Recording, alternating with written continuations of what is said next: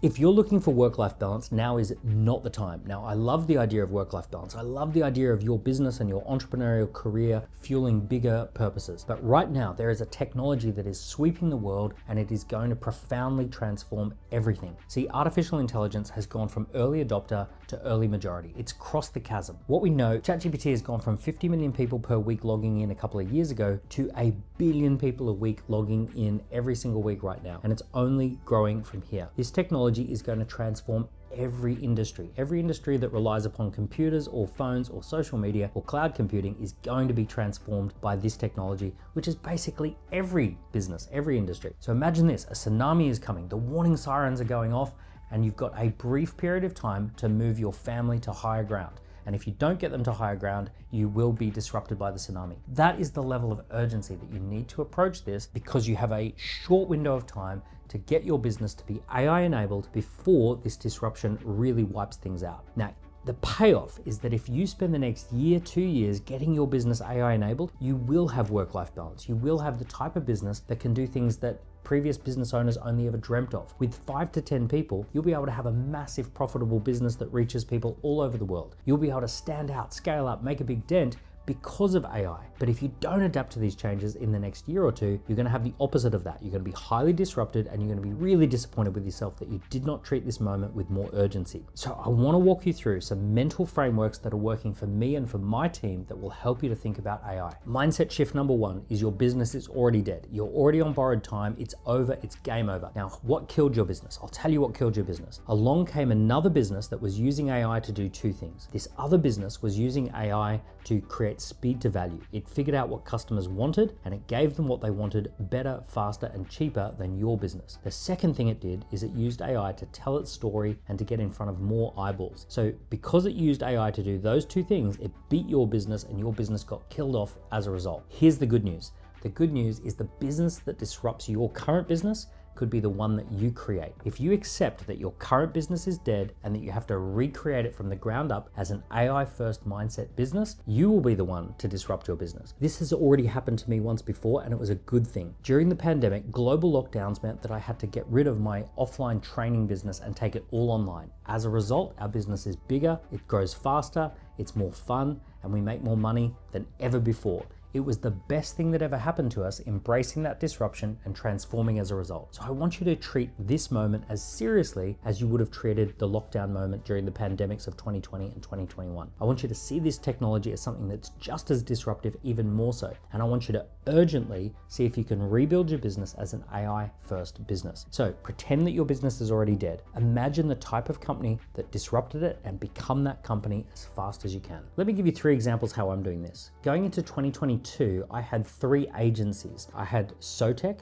I had Rethink Press, and I had August Recognition. And what we've done over the last few years is we've taken the best bits of those companies and we've put it into AI-enabled SaaS tech. And what we've done is we've created bookmagic.ai from Rethink Press, we've created Score App off the back of what we knew from SoTech, and we've created Awards app from what we know about August Recognition. Over at Dent, we've been creating AI first portals. We've figured out all the things that we want people to do over the course of an accelerator, and we use agentic technology to do 80% of the work for them so that they can get speed to value more than they ever dreamed possible. Mindset number 2, I call it Atlantis has risen. And the Atlantis has risen mindset means that I want you to imagine that there's this new continent that's just appeared and we call it Atlantis. There's 500 million people who have a PhD, a master's degree, they're hardworking, they work 24 hours a day, 7 days a week, and they wanna work for you for free. And if you've got this group of people just sitting there waiting to work for you, what would you get them to do? Now we call these AI agents. AI agents are essentially little pieces of software that can go off and do things for you. And they're way more intelligent than you'd think. In many cases, they have PhD or master's level understanding of different topics. Imagine this, a customer signs up for your business, and in addition to what you already do,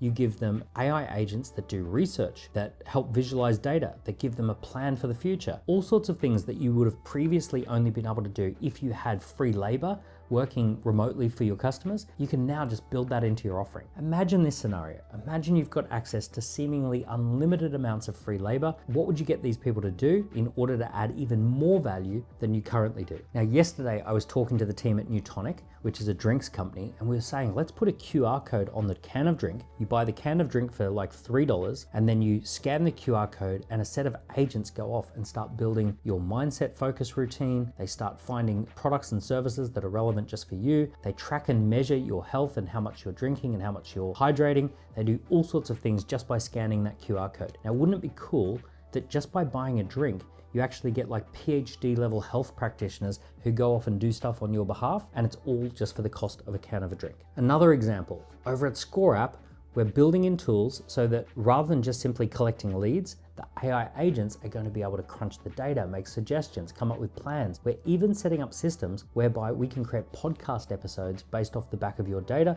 that help you to better relate to your data. We're finding all sorts of things that could have never been possible up until this AI agentic moment. The third thing I want to talk to you about is the idea of having plural careers. Now, there are these people like Richard Branson out there that for many, many decades have been doing all sorts of different things. I think Richard Branson is up to about startup number 400. He's got 150 companies running through the Virgin Group. He's involved in all sorts of things. He tries lots of things and he gets stuff off the ground or he kills it, and he loves having a plural career. Now, that's Richard Branson, and that was only possible for people like Richard Branson until now. What I think is going to happen in the coming years is that everyone's going to have plural careers. Everyone's going to be working on a podcast project or a YouTube channel. Everyone's going to be writing a book or doing a startup. Some people are going to have an established business and a new product that they're spinning out off to the side. This idea of plurality and mentally managing plural different projects, we need a framework for that.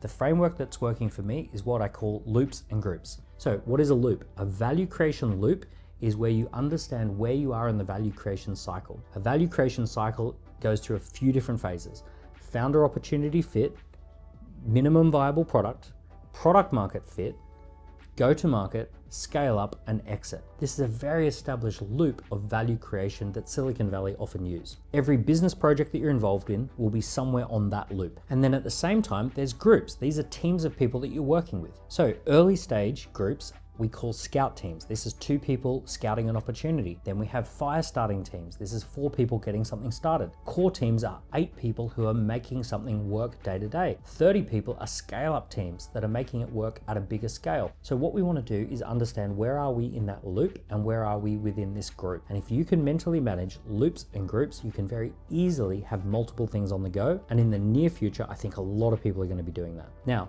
me personally, I've got Dent Accelerators, I've got Score App, I've got Awards App, I've got Book Magic, I've got a new startup that we're testing at the moment. We've got some of my businesses are established, they've been around 15 years, and some have been around 15 minutes. And I'm totally comfortable with that because of AI and the way that we're exploring this. Now, I know that conventional wisdom says just focus on one thing, and that's probably true for most of human history. But at this particular moment in time, most entrepreneurs need to be having some irons in the fire. You need to be experimenting, you need to be testing, you need to be pivoting. And to do that, you're going to have to take some risks, and you're going to have to start some new things, and you're going to have a way of splitting up your time. I think most of the time it's good to focus, but at this particular moment, trial and error is not a bad thing, and having a few things on the go is going to give you more experiments to draw from. So this AI technology is going to follow a predictable pattern. The first 5 years is setting the foundations. Think back to when Facebook came out. Social media was a joke. It was just something that teenagers were doing. It wasn't a serious business tool.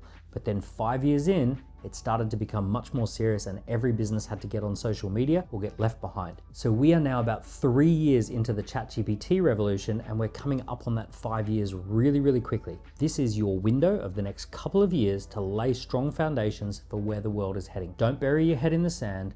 Don't ignore this trend. This is the time to get urgent. If you do the work now, you can have work-life balance later. If you move your business and your family to higher ground, you'll be safe, you'll be secure, and you can enjoy the fruits of your labor. But don't waste any time.